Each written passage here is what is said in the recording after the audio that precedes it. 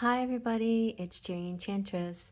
I'm here with another flip through and review, and this time we're going to review the cute little Lenormand. So I bought this thinking, wee, I need a cute Lenormand to go with my cute cards, and I've been wanting to have a little bit of a Lenormand collection. And anyway, I thought this one was going to be perfect. I'm making my own Lenormand, so I was going to just hold off and not even buy this and just wait to make mine.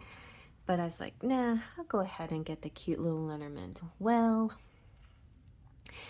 it's partly my fault, but I just want to say it felt a little like deceptive advertisement because it's, like advertised as a deck, but what it really is kind of a book, a hardcover book. And it's funny because like pretty much all tarot cards, when you look them up on Amazon, will be called like game or book, right? The category that they're in.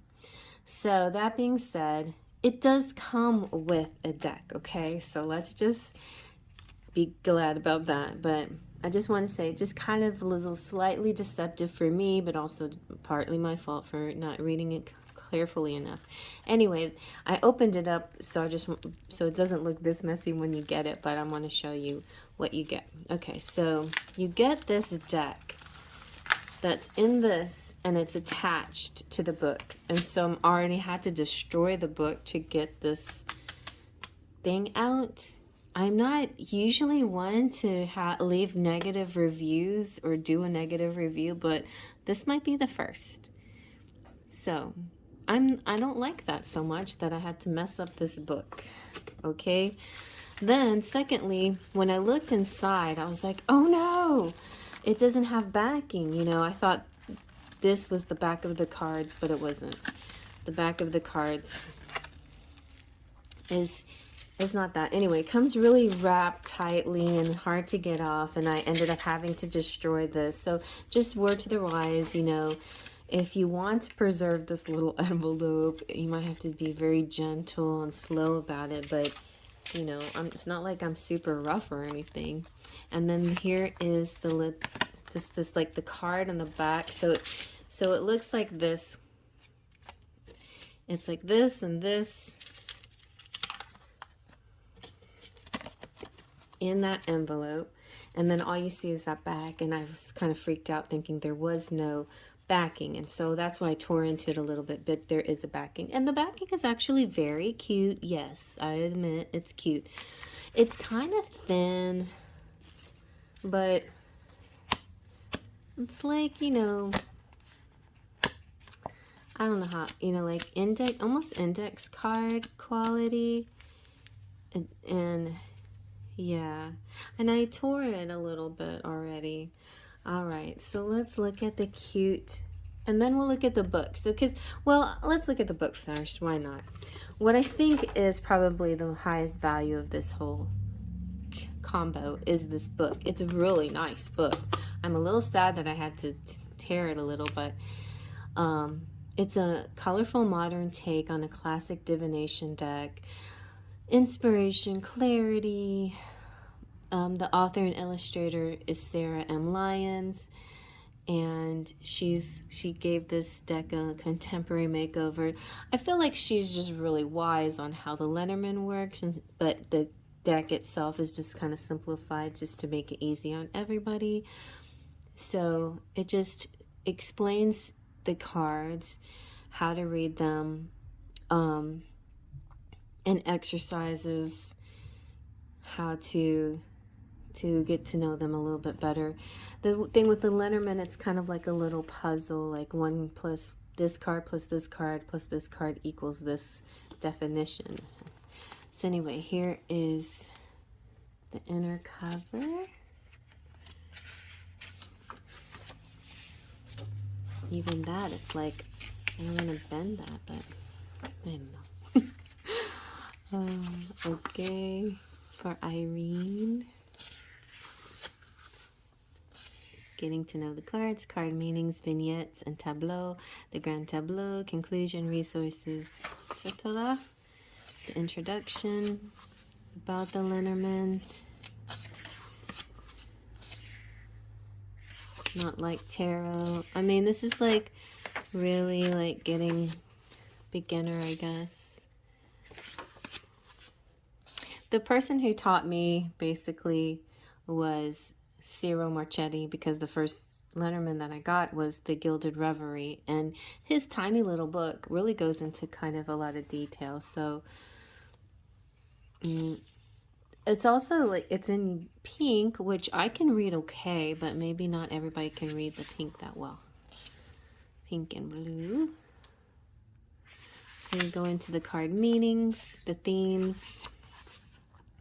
What I like is to see combinations, you know, rider plus the garden equals party, invitation, etc. That's nice to have. And this is definitely going to help me with when I do my book for my Lenormand and come up. I'm going to probably have a little section for card combinations. And so here you go. We got the ship and the house and so on, all the definitions and some combinations. Try this. And then the card that okay, and here's kind of like a cheat sheet, sort of. Also, it just so you know, in case you didn't know, but all Lenormand is connected with playing cards, and so it shows you the corresponding playing card that it connects to, and then here's just kind of like a table that you can refer to, which is nice. And vignettes and tableaux. Your reading environment. Reading there is no reversals that I know of in Lenormand, but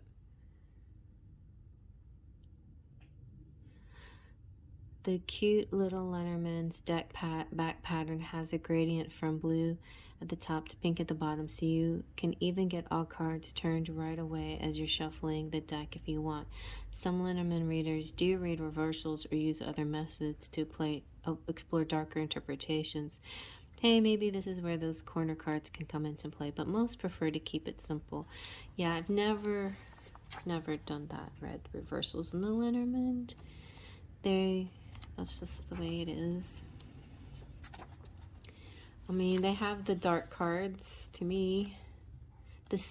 Now in my Pixie Astounding Lenormand was the next deck that I learned, you know, about the Lenormand, and even this little booklet is very informative too. This tiny little booklet, but it's jam-packed with information, and also information on how all the artwork was found from Pamela Coleman Smith.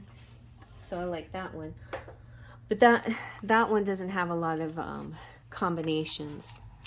It does tell you though different things that I like timing and characteristics, people characteristics and things like that. So all the different Lenormands will help in different ways.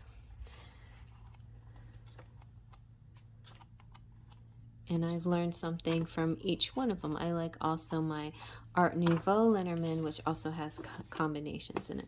But anyway, I'm going to take a little while to read it and see if I can learn anything new from this book.